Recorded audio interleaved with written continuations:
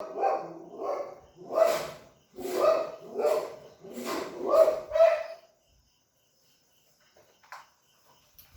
या ठिकाणचा असणार आपला जो नेक्स्ट पॉईंट आहे, work done bye a variable force.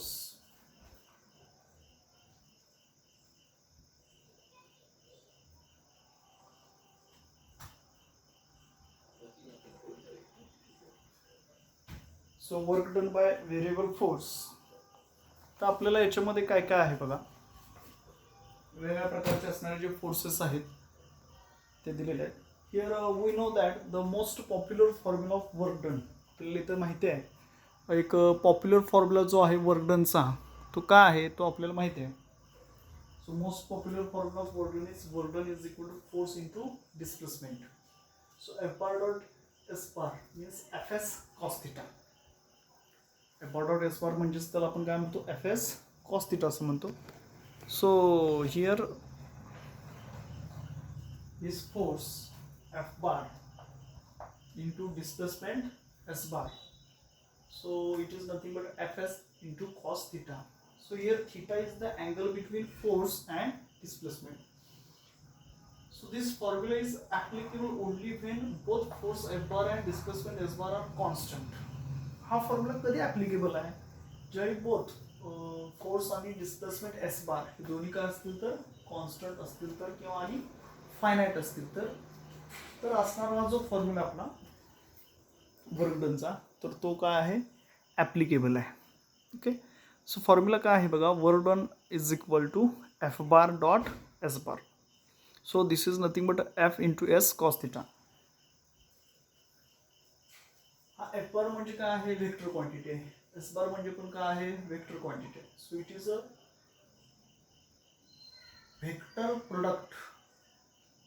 It is a scalar product of the two vectors. दोन दिलेल्या वेक्टरचा हा काय आहे, स्केलर प्रोडक्ट आहे. So scalar product of the two vectors is nothing but F S into cos theta. So this formula is applicable only when both force F bar and displacement S bar are constant and finite. हा formula कधी लागू होतो, जर त्याच्यामध्ये असणारा force F बार आणि displacement S bar हे कसे असतील, कॉन्स्टंट असतील आणि फायनाईट असतील तर. ओके. काय काय म्हटलं बघा आपण याच्यामध्ये. So the popular formula for calculating work done is W is equal to F bar dot S bar. So it is nothing but Fs cos theta. So theta is the angle between applied force and displacement.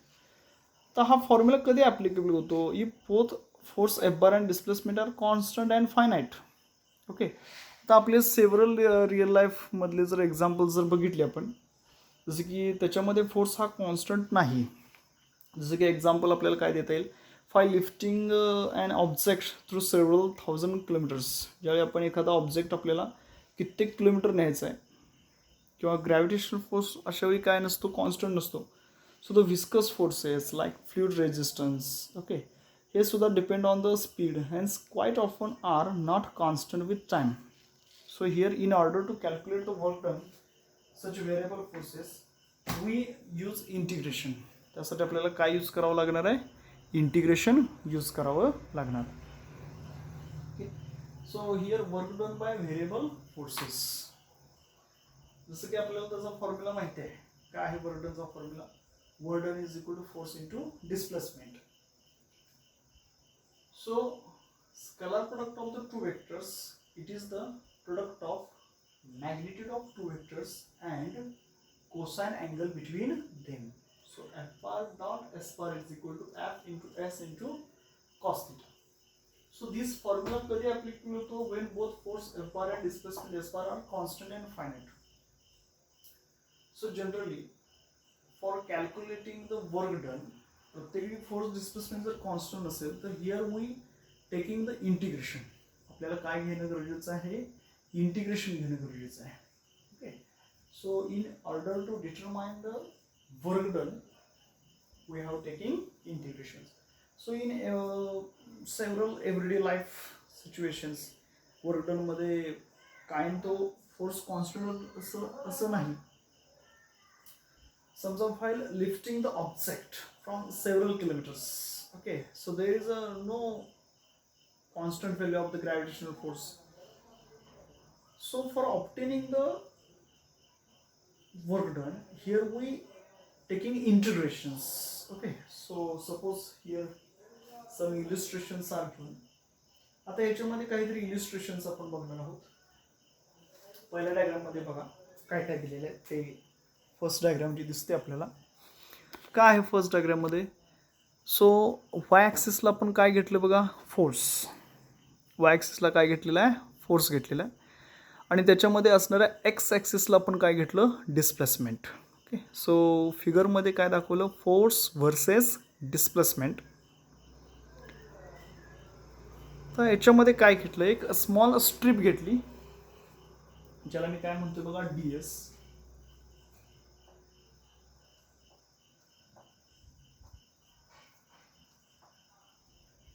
Y ॲक्सिसला काय केलं आपण, force घेतला. आणि x axis जो आहे त्याच्या along मी काय घेतले, एक स्मॉल स्ट्रीप घेतली, S1 and S2 with 2 strips. आणि त्याच्यामध्ये असणारा जो एक स्मॉल असणारं वर्क काढण्यासाठी एक स्मॉल एरिया त्याचा घेतलेला आहे त्या स्ट्रिपचा, त्याला मी काय म्हणतोय, DS.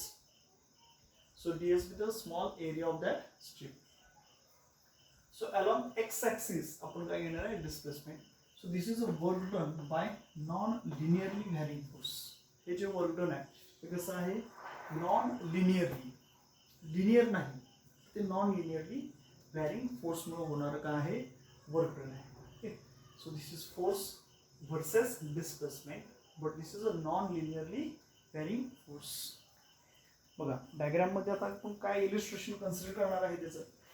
So this figure shows a variation of force F bar. Okay, ते कसं प्लॉटेड केलं, तर against corresponding displacement in its direction S bar. Okay, so as the displacement is in the direction of the applied force, so vector nature is not used. We need to calculate the work done by this force. कधी आपण find out करू शकतो, so during displacement from S1 to S2.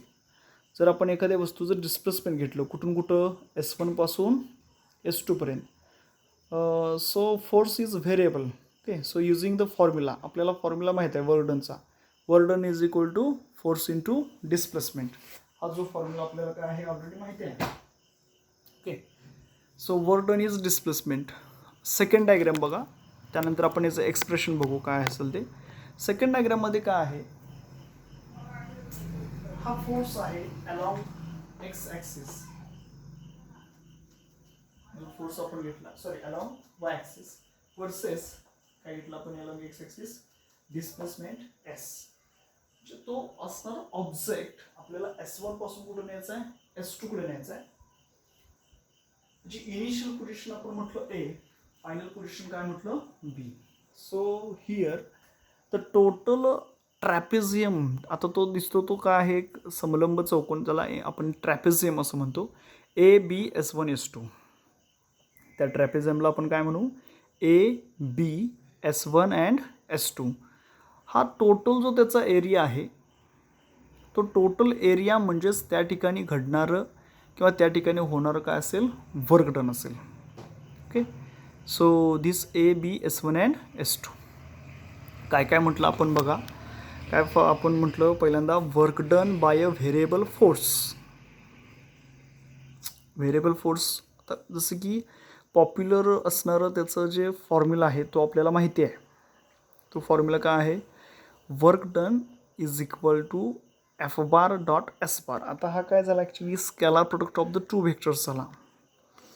So scalar product of the two vectors is nothing but a product of magnitude of two vectors and काय असतो, cosine angle between them. Okay, so work done is equal काय म्हटलं आपण, force into displacement, it is FS cos θ. Generally हा formula केव्हा applicable होतो, जर when both force F बार आणि डिस्प्लेसमेंट्स हे दोन्ही कसे असतील, कॉन्स्टंट असतील. तर दोन्ही कसे असतील, कॉन्स्टंट असतील आणि फायनाइट असतील. But even when they are not finite are not constant, जसं की बघा, whenever we lifting the some object from several thousand kilometers, समजा एखादा आपल्याला ऑब्जेक्ट कित्येक हजारो किलोमीटर न्यायचा आहे, so there is not constant gravitational force. त्या ठिकाणचा असणारा प्रत्येक ठिकाणचा ग्रॅव्हिटेशनल फोर्स, हे फोर्सेसचे एअर फ्रिक्शन फोर्स हे सारखे चेंज होणार आहेत. मग अशा ठिकाणी असणारं वर्क फाइंड आउट करण्यासाठी आपल्याला इंटिग्रेशन करणं गरजेचं आहे.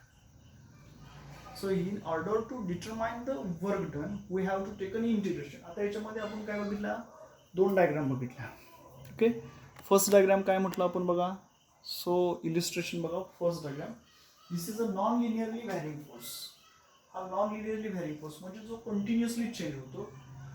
Whenever some object which moves from S1 to S2. समजा एखादा ऑब्जेक्ट असेल, तो आपल्याला मूव्ह करायचा आहे. कुठून? S1 पासून S2 कडे मूव्ह करायचा आहे.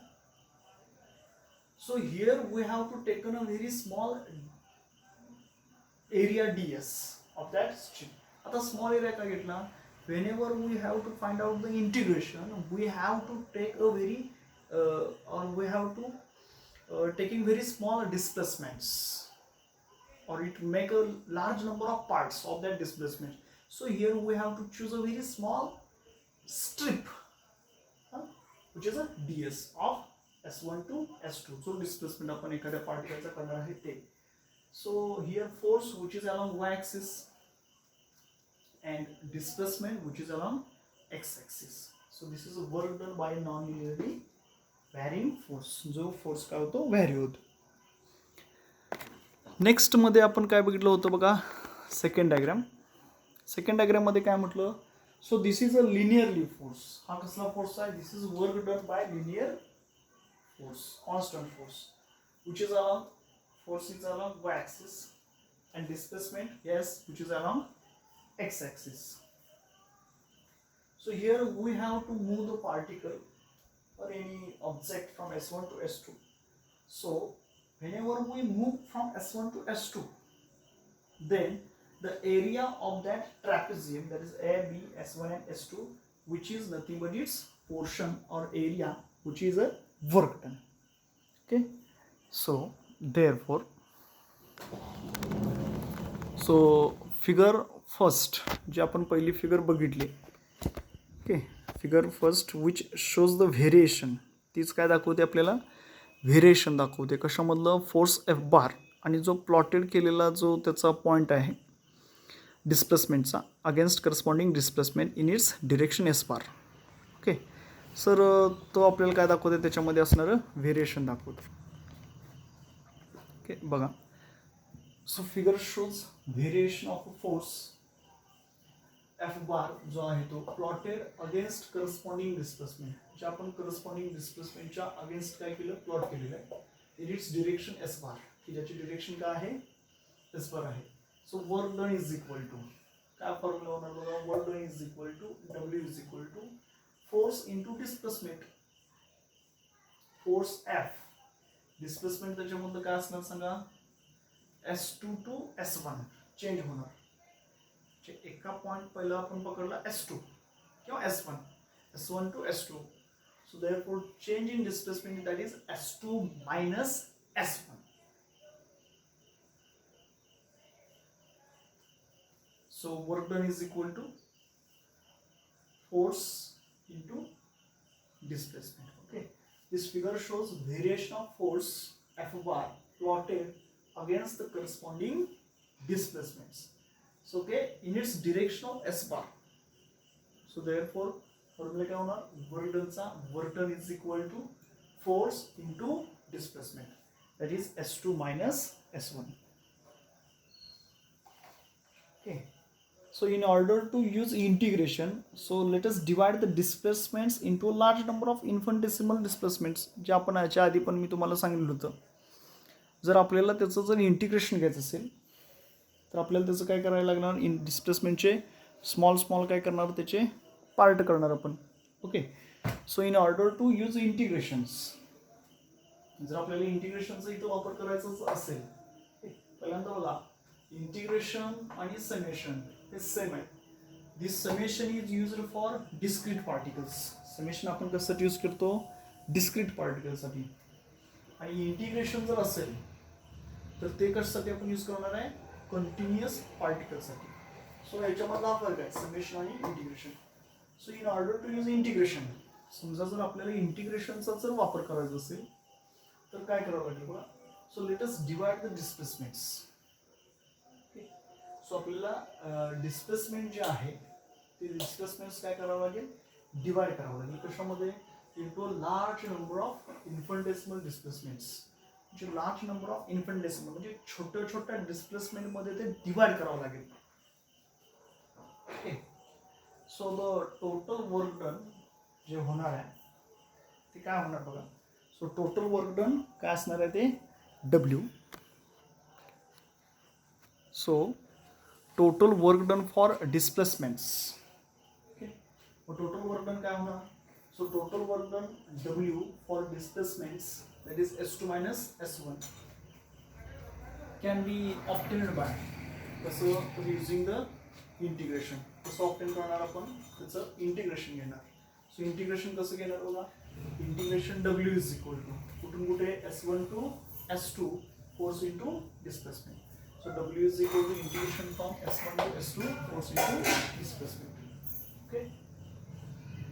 तर आपलं काय झालं, इंटिग्रेशन झालं. सो त्याच्यामध्ये ह्या ज्या आपण स्ट्रिप्स दाखवलेल्या होत्या कोणत्या, हे बघा. तर हा जो त्याचा असणारा स्मॉल पॉईंट आपण कन्सिडर केलेला आहे. त्या स्मॉल स्ट्रिपलाच आपण इथं काय म्हटलं, DS. ओके. आणि त्याच्यामध्ये असणारा तो पॉईंट जो S1 या ठिकाणची असणार त्याचं डिस्प्लेसमेंट आहे टू S2. आता हा व्हॅरिंग फोर्स आहे म्हणजेच हा जो कर्व दिसतो आपल्याला, त्याच्यावरचा जो कर्व दिसतो तो कर्व काय दाखवतो, तर force is varying with displacement. So here we have to obtain the integration. काय करावं लागेल आपल्याला, डिवाइड द डिस्प्लेसमेंट्स. डिस्प्लेसमेंटला आपण डिवाइड करणार. कशामध्ये डिवाइड करणार, divide the displacements into large number of infinitesimal displacements. So therefore आपण काय म्हटलं, total work done W. So total work done W for displacements, that is S2 minus S1, can be then obtained by using integration. So कसं integration होणार बघा. Integration from S1 to S2 F ds. Okay. आता हे झालं linear non linear साठी. आता जर आपल्याला लिनियर साठी पाहिजे असेल तर लिनियर साठीची असणारी जी डायग्राम आहे ती कशी डायग्राम आहे बघा, या पद्धतीनं. ओके. एकडून बीकडं जे वर्तन घडणार आहे त्याच्यासाठी जर घ्यायचं असेल the area under the curve. आता याच्यामध्ये बघा, हा जो कर्व आहे या कर्वच्या अंडर असणारा जो एरिया आहे बिटवीन S1 आणि S2 तो सुद्धा आपल्याला काय दाखवतो, वर्क डन दाखवतो. Okay. As at consist of all the strips DS between S1 and S2. त्या सगळ्या असणाऱ्या स्ट्रिप्सचा असणारा जो एरिया आहे ते म्हणजे सुद्धा काय म्हणू शकतो आपण, वर्क डन म्हणू शकतो. So the variation in the force is linear in this case. The area of the trapezium.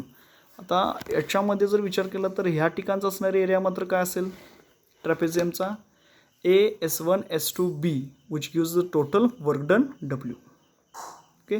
So this is the work done by variable force. यालाच आपण काय म्हणू शकतो, this is the work done by variable force. Okay. काय काय बघितलं बघा आपण सुरुवातीपासून. पहिल्यांदा काय म्हटलं, पॉप्युलर आपल्याला जो असणारा फॉर्म्युला माहिती आहे वर्क डनचा तो कोणता आहे, work done is equal to force into displacement. म्हणजेच काय, हा force into displacement that is FS cos θ. त्याच्यानुसार हा फॉर्म्युला कधी ॲप्लिकेबल होतो, जर फोर्स आणि डिस्प्लेसमेंट कॉन्स्टंट असेल तर. अदरवाईज तो फॉर्म्युला ॲप्लिकेबल होत नाही. ओके.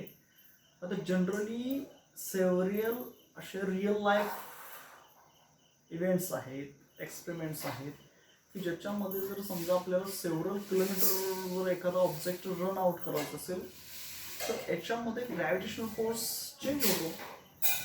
अशा ठिकाणी आपल्याला वर्क डन फाइंड आउट करायचं असेल तर इंटिग्रेशनचा वापर करावा लागेल. त्याचं इलिस्ट्रेशन आपण बघतो. त्या इलिस्ट्रेशनमध्ये आपण आता डायग्रामबद्दल ऑलरेडी बोललेलं आहे. ओके. फर्स्ट डायग्राम काय म्हटलं, work done bye non linearly varying force. आणि सेकंड डायग्राम काय म्हटलं आपण, work done bye linearly force. Okay. So here figure काय दाखवते, force F bar. Plotted against the corresponding displacements okay in each direction S bar. So work done काय होणार force into displacement that is S2 minus S1. So in order to use integration, let us divide the displacements into large number of infinitesimal displacements. म्हणजेच त्याचं आपण conversion बघा कशामध्ये केलं एक small स्ट्रिप्समध्ये केलं ज्याला आपण काय म्हणतोय DS. कशामधल्या स्ट्रिप्सला S1 आणि S2 मधल्या ज्याला आपण छोट्या छोट्या स्ट्रिपमध्ये कन्वर्ट केलं. Okay so total work done जे आपण म्हटलं या ठिकाणचं सो टोटल जे वर्क डन आहे W फॉर डिस्प्लेसमेंट्स कुठून कुठं होणारं S2 वरून S1 कडे होणारं कॅन बी देन ऑप्टेन्ड. ते आपण कसं मिळवू शकतो तर W is equal to integration from S1 to S2 force into ds. आता याच्यामध्ये दाखवलेला एरिया आहे area under the curve between S1 and S2 also gives the work done. तो सुद्धा आपल्याला काय देतो वर्क डन देतो. So as it consist of all the strips याच्यामध्ये सगळ्या स्ट्रिप्स आहेत DS वगैरे बिटवीन कशामध्ये S1 and S2 मध्ये. So variation in the force is linear. In this case, the area of the trapezium. So trapeziumचा area आपण म्हटलं A S1 S2 B, which gives the total work done W. Okay यानंतर आपण एक example पाहणार आहे.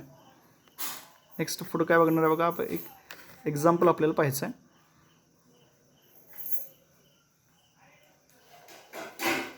सगळ्यांनी वहीमध्ये ते नोट डाऊन करायचं एक्झाम्पल.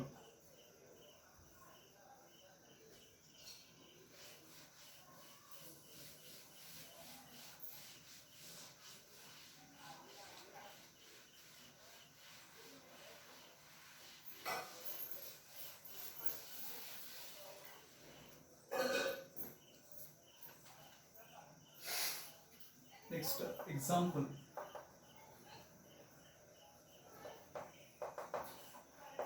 काय बघा example. Over a given region, over a given region, जे आपल्याला दिलेले एका region मध्ये example काय बघा. Over a given region, a force जो न्यूट्रल मध्ये दिलेला आहे जो फोर्स काय दिलेला आहे न्यूट्रल मध्ये a force varies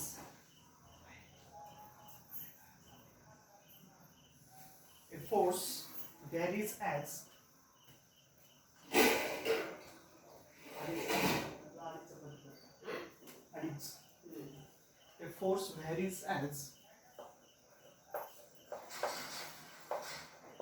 force varies as F is equal to force दिला बघा किती आहे 3x square minus 2x plus 1.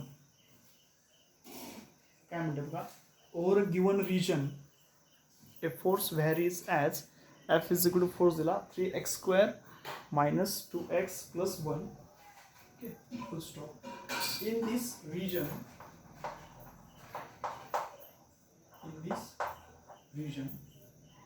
an object is displaced from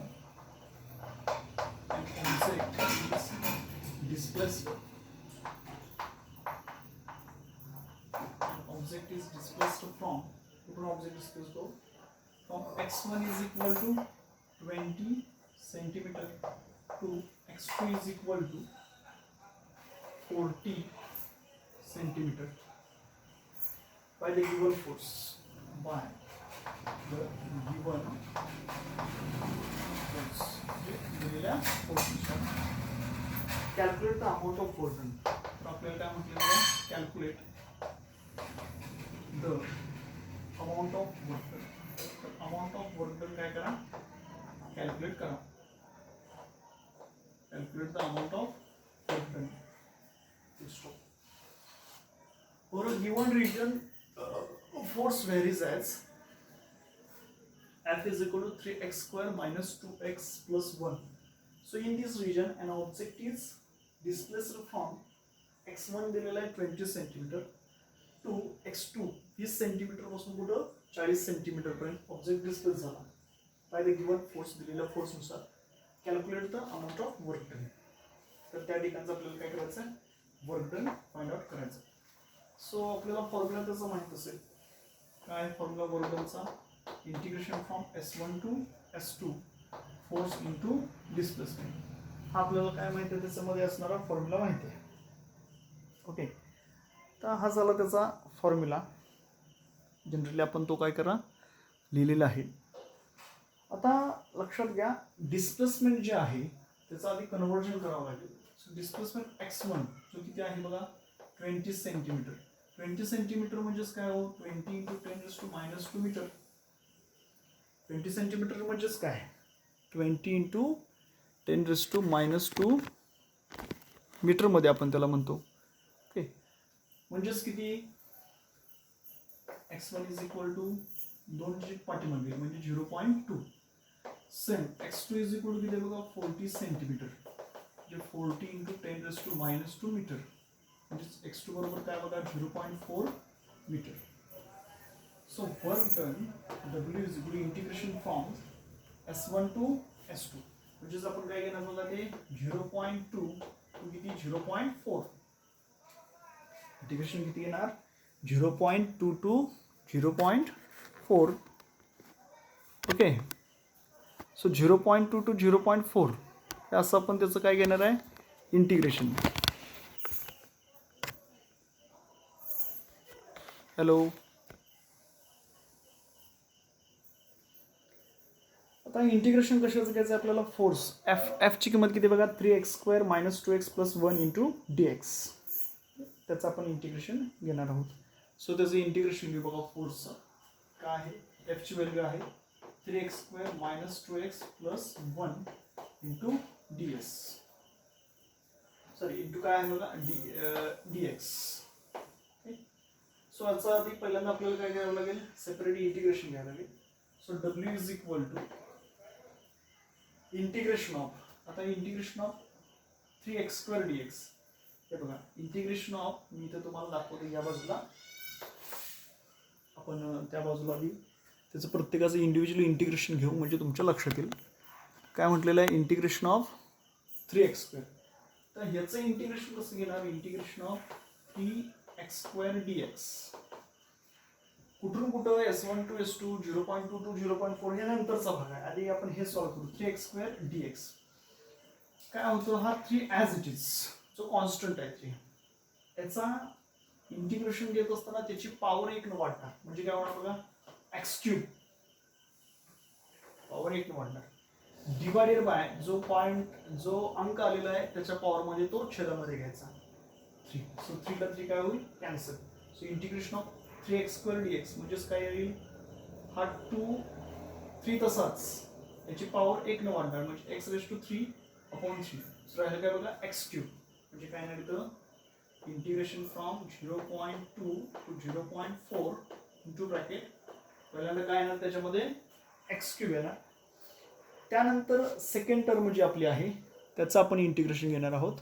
second term काय आहे बघा x काय आहे -2x आहे. So integration of 2x dx 2x dx. तर याचं इंटिग्रेशन याची पॉवर 1 न वाढणार. सो आधी याची पॉवर किती होती 1. सो काय झालं सांगा, हा 2 तसाच पॉवर 1 न वाढणार म्हणजे x² डिवाइड बाय 2 पॉवर 1 न वाढणार. सो x1 होता तो काय झाला x² अपॉन जी इथे किंमत आहे ती येणार 2 ला 2 कॅन्सल म्हणजे राहणार काय बघा -x². ओके, काय म्हणते -x². त्यानंतर काय आहे integration of 1 into dx. So integration of 1 into dx म्हणजेच इंटिग्रेशन ऑफ dx जे काय येतं x येतं म्हणजे इथं आपण काय लिहू +x. ओके, आता हे जे इंटिग्रेशन घेतलं हे इंटिग्रेशन कुठून कुठून लिहिलं आपण, हे बघा हेच आपण कसं लिहू शकतो x³ - x² + x integration from 0.2 to 0.4. कुठून कुठे इंटिग्रेशन 0.2 पासून 0.4 पर्यंत. आता याच्यामध्ये याच्या व्हॅल्यूज आपल्याला काय करायचे आहेत पुट करायचे आहेत. So therefore work done is equal to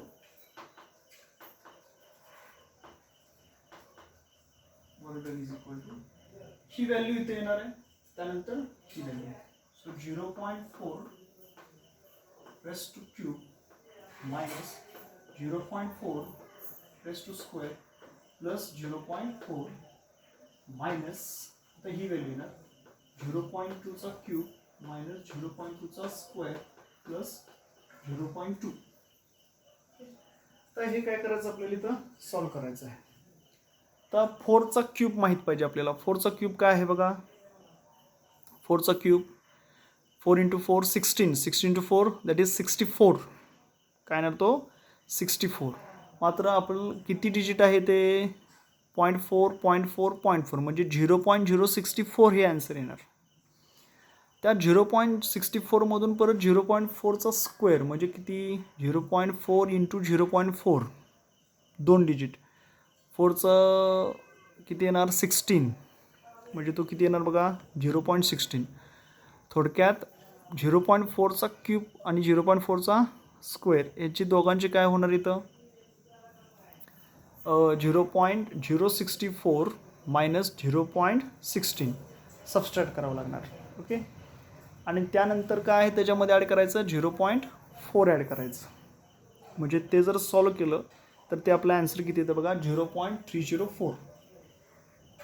किती येतं 0.304 मायनस आता इथं पण 0.2 चा क्यूब आहे सो 0.08 मायनस इथं काय आहे बघा 0.2 चा स्क्वेअर आहे म्हणजे इथं काय येणार 0.04 इथं 0.008 इथं 0.04 त्याच्यामध्ये 0.2 ॲड करा जे आहे ती किती येणार 0.168.